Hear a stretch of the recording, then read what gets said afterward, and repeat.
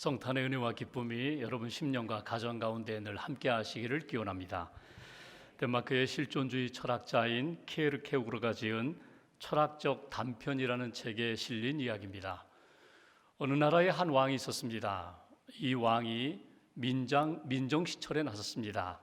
백성들이 어떻게 살고 있는가 평민의 복장으로 시장이며 거리며 시골을 찾아갑니다.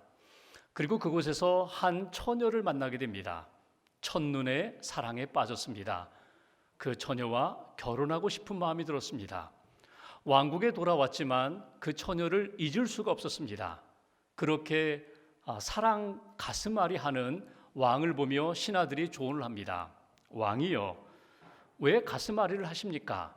왕에게는 권한이 있는데 힘이 있는데 그 여인을 데려다가 아내로 삼으십시오. 그리고 살다 보면 마음이 열리고 그렇게 사랑이 열매로 나타날 것입니다. 다른 신하가 조언합니다. 아닙니다. 그렇게 해서는 안 됩니다. 먼저 호의를 베푸십시오. 선물도 보내고 보석도 보내고 또 가르치기도 하고 또 은혜도 베풀고 그러면서 마음이 열릴 때에 결혼을 하십시오. 세 번째 신하가 조언을 합니다. 아닙니다. 그 처녀가 살고 있는 시골길로 내려가십시오. 그리고 그 동네에 살면서 그 처녀의 마음을 먼저 얻으십시오. 마음이 열릴 때에 청혼을 하고 결혼해도 늦지 않습니다. 왕은 세 번째 방법을 선택했습니다. 그래서 잠깐 동안 왕의 자리에 내려와서 평복을 입고 그 처녀가 살고 있는 시골로 내려갔습니다. 그리고 처녀가 사는 그 시골의 문화 속에서 살면서 그들이 먹는 음식을 먹고 그들이 살고 있는 문화를 따라 살면서 처녀를 만나게 됩니다. 사랑하게 됩니다. 또 처녀의 마음이 열리면서 사랑을 받게 됩니다. 마음이 열리자 청혼을 하게 되고 그리고 두 사람이 결혼했다. 이 이야기는 케르케고르가 크리스마스란 무엇인가 그 질문에 대하여 답한 내용입니다. 동화의 형식으로 여기 왕은 하나님을 뜻하고 시골에 있는 가난한 처녀는 우리를 뜻한다. 하나님이 우리를 사랑하셔서 이 땅에 내려오신 날, 우리와 함께하기 위하여 우리를 구원하기 위하여 사랑을 베푸신 그 날이 크리스마스라고, 하나님이 우리를 사랑하셔서 이 땅에 우리와 같은 몸으로 오셨습니다. 임마누엘 주님으로 오셔서 우리를 구원하신 역사를 경험하는 날, 그날이 크리스마스 성탄절이라는 것입니다. 오늘 성탄절입니다. 여러분 마음이 어떻습니까? 여러분 마음에 무엇이 가득 차 있습니까? 성탄절에 생각나는 추억, 성탄절에 가슴에 담고 있는 상징은 무엇입니까? 성탄절에 여러분이 받고 싶은 은혜는 무엇입니까? 성탄절 하면 각자 가지고 있는 생각이 있습니다. 추억이 있습니다. 또 그림과 상징이 있습니다. 어떤 사람은 성탄절의 가장 대표적인 상징이 이렇게 크리스마스 트리라고도 하고 산타클로스라고도 하고 선물이라고도 하고 카드라고도 합니다. 또 어떤 분들은 현금이 최고야, 크리스마스 때에는 현금 주고받는 게 최고야. 각자 나름대로의 크리스마스의 상징과 중요한 의미를 각자 가지고 있습니다. 그런데 이 트리나 산타클로스는 이미 상업화된 이후에 만들어진 상징물이고 크리스마스의 본질적인 상징은 무엇일까? 원래 처음 크리스마스 예수님이 이 땅에 오셨을 때의 그 원형 속에 담겨있는 가장 큰 상징은 무엇일까? 두 가지가 크리스마스의 가장 대표적인 상징입니다. 첫째는 하늘의 별입니다. 밤에 그 별을 보고 동방의 박사들이 예수님께 나와 경배했던 것처럼 어두움 가운데 빛을 비춰주시는 그 별, 이 땅의 어둠 속에 빛으로 예수님이 오셨다는 것입니다. 그래서 우리가 크리스마스 트리를 만들 때에 제일 꼭대기에 별로 장식하는 것은 예수님이 오심을 기다리며 준비하겠습니다. 예수님 오심을 기뻐하겠습니다.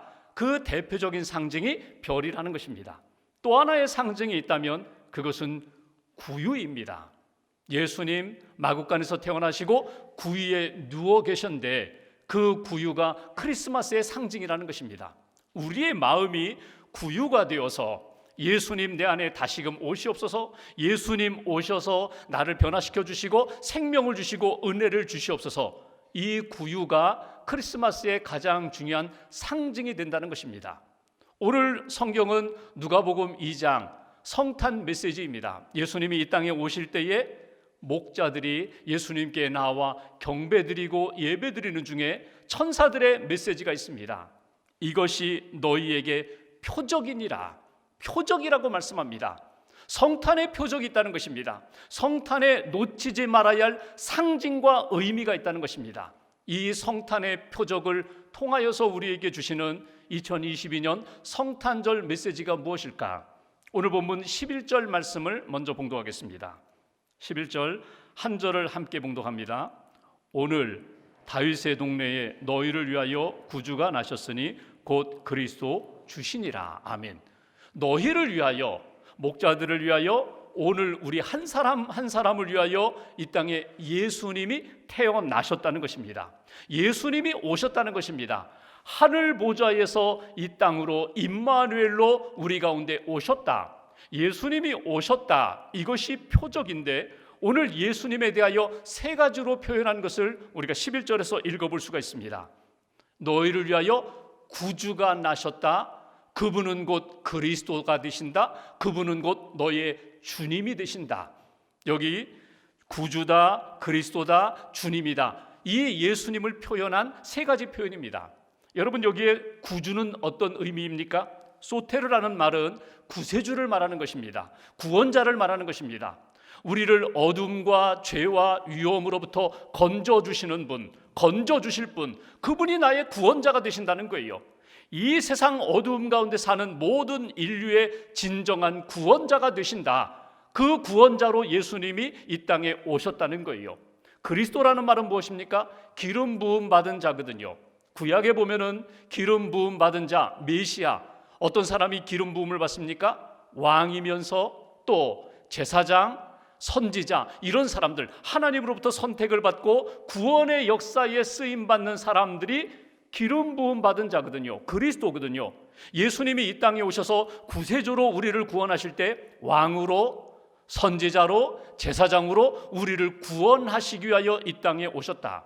그분은 주님이라고 표현했어요. 여기 주인이라는 것은 우리의 왕이 되신다, 나의 진정한 주인 되신다, 그 정도가 아니라 그분이, 예수님이 이 땅에 주인으로 오셨다는 것은 그분은 곧 하나님의 아들 되시고 하나님이라는 표현이거든요. 성탄절에 우리가 다시 한번 믿음으로 고백하며 확인할 것이 있다면 예수님 우리를 구원하기 위하여 구세주로 이 땅에 오셨다는 거예요. 예수님이 이 땅에 오셔서 우리를 어둠과 죄 가운데 사망의 그늘 가운데 있던 우리들을 진정으로 구원해 주셨는데, 성탄절에 내가 예수 그리스도를 나의 구주로 다시 한번 고백하겠습니다. 예수님이 진정 이 땅의 많은 것 가운데 진정 구원자는 그분뿐입니다라고 믿음으로 고백하는 성탄절이 될 때 이 성탄절이 우리 믿음에 있어서 표적이 된다는 거예요. 첫 번째 성탄절에 우리가 주목해야 할 표적이 있다면 우리는 예수 그리스도를 나의 구세주로 믿어야 한다는 거예요. 예수님이 나의 구원자가 되십니다. 그분이 그리스도가 되십니다. 그분이 나의 하나님이 되시고 진정한 나의 왕과 주님이 되십니다. 이 믿음의 고백을 가지고 주님을 다시 한번 확인할 때에 이번 성탄절이 예수 그리스도의 기쁨이 나타나는 진정한 성탄의 표적을 경험하는 성탄절이 된다. 여러분, 표적이라는 말이 뭐예요? 영어 성경을 보시면 사인이라고 되어 있어요. 시그니처 사인이에요. 여러분, 하나님의 역사를 보면은 기적이 있고, 이적 기적이 있고, 하나님의 능력이 있고, 또 하나님의 표적으로 표현된 것이 있어요. 여러분, 기적, 이적은 뭐예요? 이것은 설명이 안 되는 거예요. 과학적으로도 설명이 안 되는 거예요. 내 생각으로도 이해가 되지 않는 놀라운 일들이 기적과 이적입니다. 이 기적과 이적이 살펴보니까, 믿음의 눈으로 보니까 이건 하나님이 하신 일이에요. 하나님의 능력으로 나타난 거예요. 하나님만이 하실 수 있는 일이에요. 이것이 하나님의 능력이에요. 그런데 내가 그 이적과 그 하나님의 능력을 믿음으로 받아들이고 보니까 여기에는 의미가 있어요. 메시지가 담겨 있어요. 내 영혼과 삶을 변화시켜 주시는 하나님의 능력, 하나님의 놀라운 생명의 복음의 역사가 나타나요. 그래서 표적이라는 거예요. 예수님이 이 땅에 오셨어요. 오시는 과정을 아시죠? 처녀의 몸에서 예수님 이 땅에 태어나셨어요. 마리아가 어떻게 예수님을 임신하게 되었나요? 성령으로 임신하게 되었다는 거예요. 여러분, 이것이 과학적으로 설명이 돼요? 의학적으로 설명이 돼요? 이건 신앙적인 하나님의 능력이거든요. 하나님의 표적이거든요. 오늘 우리가 예수님이 나를 구원하기 위하여 구세주로 이 땅에 오셨습니다, 믿음으로 고백하는 순간 하나님의 능력이, 놀라운 기적이 내 안에서 생명의 복음으로, 교훈으로, 표적으로 나타나게 된다는 것입니다. 이것을 오늘 우리에게 가르쳐 주시는 거예요. 그래서 성탄절에 예수님이 나의 구세주이십니다, 믿음으로 고백하는 가운데 내 신앙이 다시금 새로워지고 능력의 신앙으로 바뀌게 된다. 예수님이 이 땅에 오신다는 것에 대하여 어느 날 갑자기 예수님이 오신 것 아닙니다. 구약에서부터, 창세기에서부터 예수님을 이 땅에 보내주시겠다고 하나님이 계속해서 예고해 주신 말씀이 있어요. 예언의 메시지가 있어요. 창세기 3장 15절에 여자의 후손으로 이 땅에 예수님이 오신다고, 미가서 5장 2절에는 베들레헴에서 예수님이 태어나신다고, 이사야 7장 14절에는 보라, 처녀가 잉태하여 아들을 낳으리니 그 이름을 임마누엘이라고 하라. 임마누엘, 하나님이 우리와 함께 하시는 분으로 이 땅에 구세주가 오신다고, 이사야 9장 6절에는 그분은 평강의 왕, 평화의 왕이 되실 것이라고, 이사야 53장 4절에는 그는 실로 우리의 질고를 지고 슬픔을 당하였거늘 그분은 십자가에서 우리의 슬픔과 아픔과 죽음의 문제를 다 담당하실 분이라고, 700여 년 전에 이사야를 통하여 이미 하나님이 예고하신, 예언하신 말씀대로 이 땅에 예수님이 오셨다는 거예요. 약속이 성취된 것, 하나님이 약속한 것이 예수님이 이 땅에 오심으로 완성되었다. 우리에게 오신 그분은 나의 구원자가 되신다, 나의 진정한 주인님이 되신다, 왕이 되신다. 이 구원의 약속을 우리가 믿음으로 고백하는 것, 하나님이 예수님 보내주신 것, 나를 위하여 보내주신 것이고 그분이 나의 진정한 구세주가 되심을 고백하는 것, 믿음으로 고백할 때 성탄의 표적이 우리의 신앙 가운데 새롭게 나타난다는 것. 여러분, 스펄전 목사님이 이런 이야기를 합니다. 성경에 나오는 많은 믿음의 사람들은 결국 어디에 초점을 맞추고 있는가? 예수님께 초점을 맞추고 있다는 거예요. 성경에 나오는 많은 구약의 사건들 어디에 초점을 맞추고 있는가? 예수님이 이 땅에 오시고 십자가를 지시는 그 사건에 초점을 맞추고 있다는 거예요. 여러분, 우리의 인생도 마찬가지예요. 우리의 인생이 육신적으로 태어난 날이 있지만 예수 그리스도를 나의 구주로 고백하는 그날이 영적으로 다시금 태어나는 날인데, 오늘 성탄절에 예수님 나의 진정한 구세주가 되십니다, 믿음으로 고백할 때에 성탄절에 내 영적인 삶의 새로운 표적이 나타나는 그런 날이 된다. 이것이 오늘 우리에게 주시는 성탄의 메시지입니다. 오늘이 성탄절 크리스마스예요. 여러분, 크리스마스의 뜻을 아시죠? 크리스마스, 크라이스트라는 말과 이 마스, 메스, 미사라는 말에 합해진 말이거든요. 크라이스트, 그리스도, 예수님이 나의 구원자가 되십니다. 메스, 마스는요 미사거든요. 예배드리는 날이거든요. 성탄절은 주님이 나의 구세주가 되심을 믿음으로 고백하고 감사하면서 하나님 앞에 예배드리는 날이에요. 오늘 하루 다른 거 생각하지 마세요. 다른 것에 매이지 마세요. 온전히 하나님 앞에 감사하고 찬양하며 예배드리는 날, 그날이 바로 크리스마스 성탄절이라는 거예요. 예수님 나의 진정한 구세주가 되십니다, 믿음으로 고백하며 예배하며 감사함으로 표적의 은혜의 역사가 나타나는 저와 여러분들 되시기를 주님의 이름으로 기원합니다. 두 번째로 12절 말씀 보실까요? 12절 한 절을 같이 봉독하겠습니다. 너희가 가서 강보에 쌓여 구유에 뉘어 있는 아기를 보리니 이것이 너희에게 표적이니라 하더니, 표적이다, 성탄의 표적이다. 근데 그 표적이 무엇이라고요? 아기를 보리니, 예수님이 이 땅에 오실 때에 성인으로 나타나지 않으시고 아기로 나타나셨다, 아기로 태어나셨다, 아기가 되셨다. 이것이 성탄의 표적이라고 우리에게 말씀하십니다. 두 번째, 성탄절에 우리가 주목할 성탄의 표적이 있어요. 그것은 우리는 아기 예수님을 주목해야 한다는 거예요. 아기 예수님으로 이 땅에 오신 것을 우리는 깊이 묵상해야 한다는 거예요. 예수님이 이 땅에 오실 때에 여러분, 하나님이 아담을 지으실 때 아기로 지으지 않으셨습니다. 만들지 않으셨어요. 성인으로 만드셨거든요. 하와도 성인으로 만드셨거든요. 그것처럼 이 땅에 구원자로 예수님을 보내주실 때 늠름한 장군처럼, 왕처럼 그렇게 우리에게 등장시킬 수 있는데, 하나님이 예수님을 이 땅에 보내주실 때 갓난 아기로 이 땅에 나타나게 하셨다는 거예요. 여기에는 굉장한 의미가 있습니다. 왜 당시로 이야기하면 인간 취급받지 않는 갓난 아기로 태어나게 하셨을까? 그것은 하나님이 낮아지신 거거든요. 가장 작은 자로, 가장 낮은 자로 이 땅에 오신 거거든요. 사도 바울이 빌립보서 2장 6절과 7절에 그는 이렇게 고백을 합니다. 그는 근본 하나님의 본체이시지만 자기를 비워 종의 형체를 입어 이 땅에 오신 분, 작은 자로 오신 분, 갓난아기로 오신 분. 그러므로 진정 예수님을 성탄절에 만나려면 우리의 마음이 높아서는 안 된다는 거예요. 우리의 마음이 세상으로 가득 차 있어서는 안 된다는 거예요.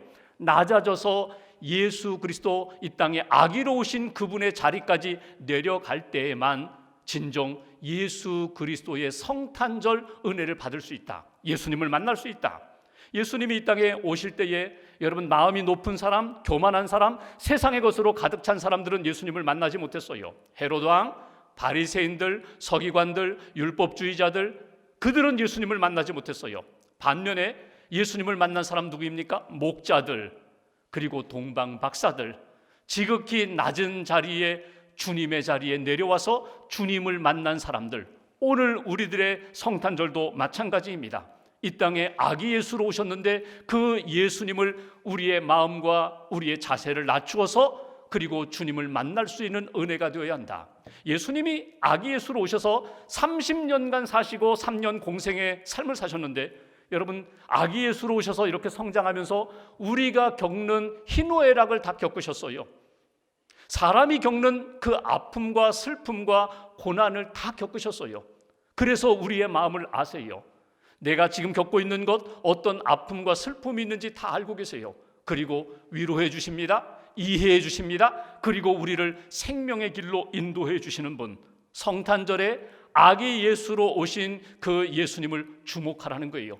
그리고 우리도 낮아져서 겸손하게 주님을 만날 뿐만 아니라 우리가 가지고 있는 것 내려놓으면서 주님과 함께 주님이 원하시는 뜻을 이루며 살아가는 성탄절이 될 때에 성탄의 표적을 경험하게 된다. 우리가 1950년 한국전쟁을 겪었습니다. 여러분 기억하시지만 그 한국전쟁 중에 있었던 많은 일화가 있어요. 대표적인 일화 가운데 하나가 흥남철수 작전이라는 것이 있습니다. 인천 상륙작전을 통해서 막 북쪽으로 올라가던 우리 국군이 중공군이 개입하면서 다시금 이렇게 밀려 내려오잖아요. 그때 흥남부두에서 한국군, 유행군, 그리고 피난민들이 이렇게 남쪽으로 배를 타고 이렇게 철수하는 그 작전이 있었어요. 그때 피난민들이 몇 명이나 이렇게 배를 타고 내려왔는가 하면 10만 명 정도 내려왔습니다. 그 피난민들 가운데 가장 많은 사람을 실었던 배가 그 메르디스 빅토리아호예요. 얼마나 많이 실었는가 하면 14,000명이나 싣고 내려왔어요. 여러분, 그 국제시장이라는 영화를 보면 그 장면이 나오잖아요. 사실은 이건 화물선입니다.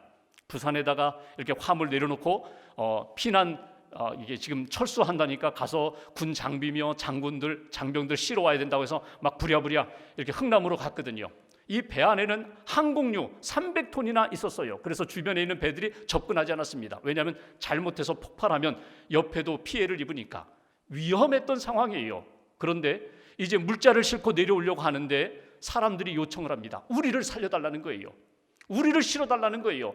그때 싣기로 사람들을 태우기로 결정했던 그 선장 이름이 레너드 라루라는 선장입니다. 30대 젊은 사람이에요. 크리스찬이에요. 기도하는 가운데 내가 그때 하나님이 내게 주신 기회다. 지금 내가 주님의 마음을 품고 물자를 실어 내려오는 것이 아니라, 군 장비를 실어 내려오는 것이 아니라 피난민들 한 사람이라도 더 실어 내려와야지, 태워와야지. 그렇게 해서 14,000명을 그 배에 실었어요. 이틀 동안 12월 23일 날 출발해서 크리스마스 12월 25일 정오에 거제도에 도착했거든요. 이틀 동안 배로 이렇게 내려왔어요. 사람들이 앉지도 못했어요. 다 섰어요. 그래야지 더 많은 사람들이 탈 수 있으니까. 그렇게 서서 이틀 동안 배를 타고 내려왔는데 그 이틀 동안 아이가 5명이나 태어났어요. 그 와중에. 그래서 그 아이들 이름을 지었죠. 김치 1, 2, 3, 4, 5. 김치라고 이름을 지었다는 유명한 일화가 있어요. 그때 라누 선장이 하나님 앞에 기도하며 결심한 게 뭔지 아세요? 이때에 내게 믿음을 주시고 이때에 내가 세상의 것으로 채우지 않고 한 영혼이라도 한 사람이라도 더 구할 수 있다면 그것이 하나님이 기뻐하시는 뜻이라면 제가 기꺼이 그렇게 하겠습니다. 여러분, 성탄절에 우리가 10명, 100명을 구원의 길로 인도하기는 어렵지만 한 영혼을 구원하는 일에 우리가 하나님과 함께 헌신할 수 있어요. 우리가 가지고 있는 마음들을 좀 내려놓고 좀 비우고 낮추면 주님을 만나는 시간에 주님이 기뻐하시는 뜻이 무엇인지를 품을 수 있다는 거예요. 한 영혼에게 복음을 전하고 한 영혼을 위하여 기도하고 사랑을 베풀고 품고 용서하며 사랑할 때에 하나님이 기뻐하시는 성탄의 표적이 나타난다는 거예요. 오늘 예수님이 가장 작은 자로 오셨는데 그 예수님과 함께 한 영혼을 품을 수 있는, 한 영혼을 품고 하나님이 기뻐하시는 생명의 역사를 만들 수 있는 그런 겸손함으로, 낮아짐으로, 그리고 세상의 욕망들을 다 비우고 오직 주님의 영성으로 우리의 심령을 채울 수 있는 그런 성탄절이 될 때에 성탄의 표적이 우리를 통하여 반드시 나타나게 될 것이다. 한 가지만 더 볼까요? 12절 말씀 제가 다시 한번 보겠습니다. 너희가 가서 강보에 쌓여 구유에 뉘어 있는 아기를 보리니. 구유가 등장합니다. 예수님이 지금 어디에 누워 계신다고요? 구유에 뉘어 계신다는 거예요. 여러분, 구유라는 것은 마구간에 있는 말 먹이통입니다. 아니, 왜 예수님이 마구간에서 태어나셨어? 아니, 예수님이 왜 하필이면 이렇게 구유, 이렇게 여물통에 누워 계셔? 우리가 성경을 읽어보시면 마리아와 요셉이 호적하기 위하여 베들레헴에 왔어요. 여관을 두드립니다. 만삭의 몸으로 좀 우리를 하루 머물게 해달라고. 그때 여관이 가득 찼다는 거예요. 여관에 들어갈 자리가 없다는 거예요. 사실은 여관이 가득 찬 것도 있지만 더 중요한 것은요, 사람의 마음이 열리지 않았다는 거예요. 사람의 마음이 세상으로 가득 차 있어서 예수 그리스도를 영접할 마음이 없었다는 거예요. 그래서 결국은 마구간에서 태어나고 오늘 이 구유에 누워 계신 아기 예수, 이것이 성탄의 표적이라고 우리에게 말씀하십니다. 여기 표적이라는 말을 통하여 우리에게 주시는 성탄에 꼭 붙들어야 할 세 번째 메시지가 있습니다. 그것은 우리도 구유가 되어야 한다는 거예요. 우리도 구유처럼 되어야 한다는 거예요. 무엇이? 우리의 마음이, 우리의 심령이 예수님을 품을 수 있는 구유의 심령, 구유의 영성이 될 때에 진정 성탄의 은혜를 우리가 누리게 된다고. 여러분, 예수님 낮은 자 모습으로 오셨어요. 예수님이 이 땅에 오셔서 사역하신 걸 보십시오. 다 품으셨어요. 가난한 자, 병든 자, 소외된 자, 손가락질 받는 자 다 품으셨어요. 그리고 예수님이 이렇게 말씀하십니다. 내가 이 땅에 온 것은 의인을 부르러 온 것이 아니라 죄인을 부르러 왔다고. 죄인의 친구가 되기 위하여 왔다고. 죄인을 회복시키기 위하여 내가 이 땅에 왔다고. 그것이 예수님이 구유에 누워 계신 모습이고 구유의 마음과 영성입니다. 오늘 우리가 품어야 할 예수 그리스도, 구유의 마음으로 예수님을 품으면 우리 안에 어떤 은혜가 나타날까? 13절 제가 봉독합니다. 오늘 천사의 찬송이거든요. 호련히 수많은 천군이 그 천사와 함께 하나님을 찬송하여 이르되. 성탄 찬송, 성탄 메시지 14절 같이 봉독합니다. 지극히 높은 곳에서는 하나님께 영광이요 땅에서는 하나님이 기뻐하신 사람들 중에 평화로다 하니라. 아멘. 하늘에는 영광, 땅에는 평화. 이것이 예수 그리스도를 품는 구유의 영성으로 예수님을 영접한 심령들에게 주시는 하나님의 은혜와 복이라는 거예요.